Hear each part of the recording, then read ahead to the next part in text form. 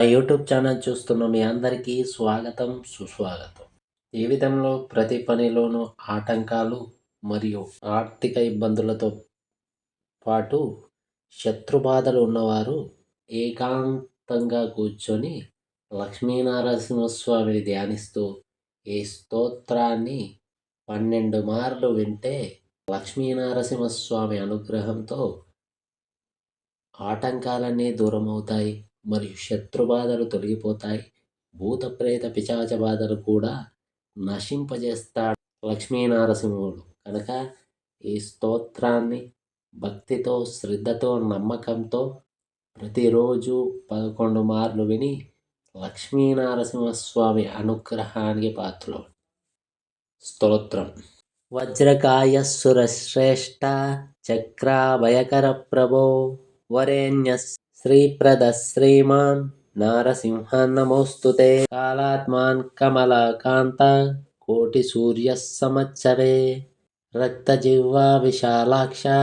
తీక్ష్ణదంష్ట్ర నమోస్తుతే దీప్తరూపా మహాజ్వాలా ప్రహ్లాదవరదాయక ఊర్ధ్వకేశా ద్విజప్రేష్ట శత్రుంజయ నమోస్తుతే వికటావ్యాప్తభూలోక నిజభక్తః సురక్షక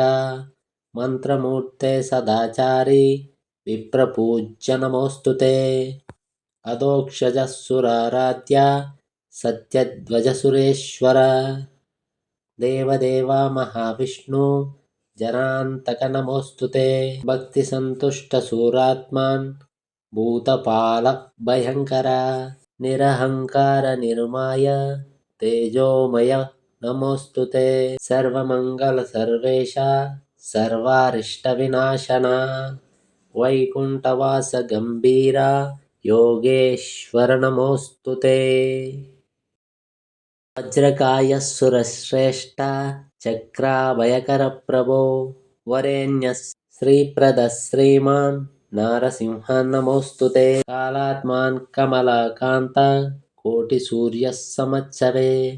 రక్తజిహ్వా విశాలాక్ష తీక్ష్ణదంష్ట్ర నమోస్తుతే దీప్తరూపా మహాజ్వాలా ప్రహ్లాదవరదాయక ఊర్ధ్వకేశా ద్విజప్రేష్ట శత్రుంజయ నమోస్తుతే వికటావ్యాప్తభూలోక నిజభక్తః సురక్షక మంత్రమూర్తే సదాచారి విప్రపూజ్య నమోస్తుతే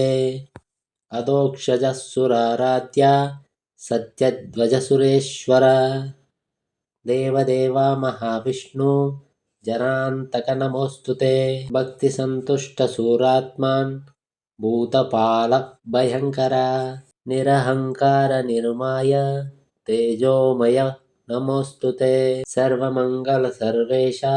సర్వారిష్ట వినాశన వైకుంఠవాస గంభీర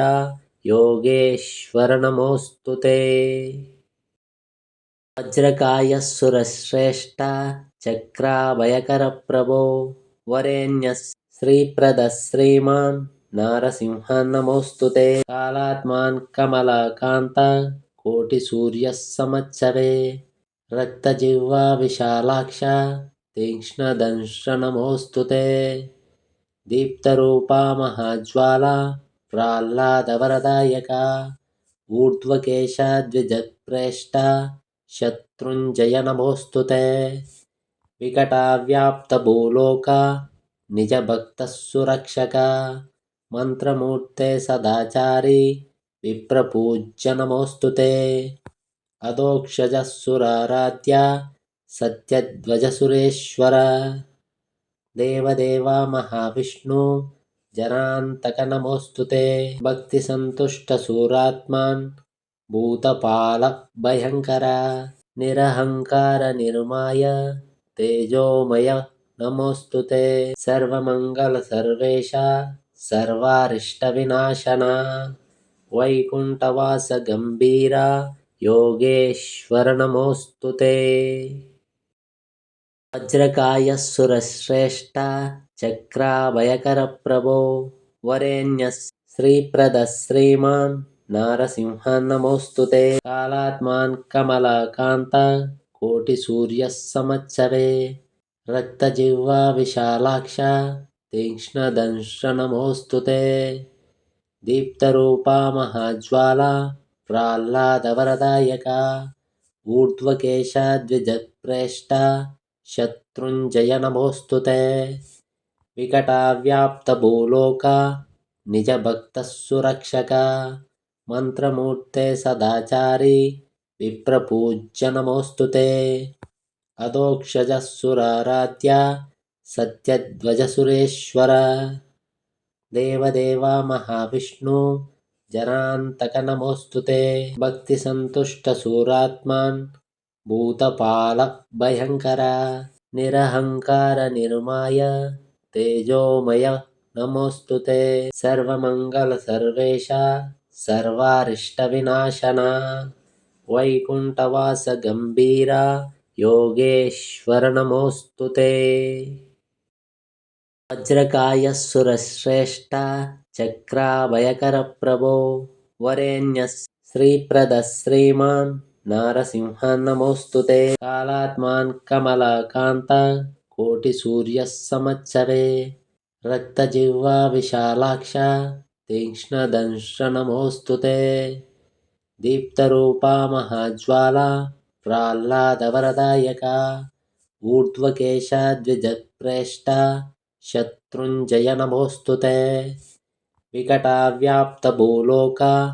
निजभक्तः सुरक्षका मन्त्रमूर्ते सदाचारी विप्रपूज्य नमोऽस्तु ते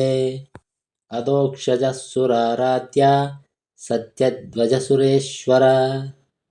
देवदेवा महाविष्णु जनान्तक नमोऽस्तु ते भक्तिसन्तुष्टसूरात्मान् भूतपाल भयङ्कर निरहङ्कार निर्माय तेजोमय नमोऽस्तु ते सर्वमङ्गल सर्वेशा सर्वारिष्टविनाशना वैकुण्ठवास गम्भीरा योगेश्वर नमोऽस्तु ते वज्रकायः सुरश्रेष्ठा चक्राभयकरप्रभो वरेण्यः श्रीप्रदः श्रीमान् नारसिंहः नमोऽस्तु ते कालात्मान् कमलाकान्त कोटिसूर्यः समच्छवे रक्तजिह्वा विशालाक्ष तीक्ष्णदंष्ट्र नमोऽस्तु ते दीप्तरूपा महाज्वाला प्रह्लादवरदायका ऊर्ध्वकेशा द्विजप्रेष्ठा शत्रुञ्जय नमोऽस्तु ते विकटाव्याप्तभूलोका निजभक्तः सुरक्षका मन्त्रमूर्ते सदाचारी विप्रपूज्य नमोऽस्तु ते अधोक्षजः सुराराध्या सत्यध्वजसुरेश्वर देवदेवा महाविष्णु जनान्तक नमोऽस्तु ते भक्तिसन्तुष्टसूरात्मान् भूतपाल भयङ्कर निरहङ्कार निर्माय तेजोमय नमोऽस्तु ते सर्वमङ्गल सर्वेशा सर्वारिष्टविनाशना वैकुण्ठवास गम्भीरा योगेश्वर नमोऽस्तु ते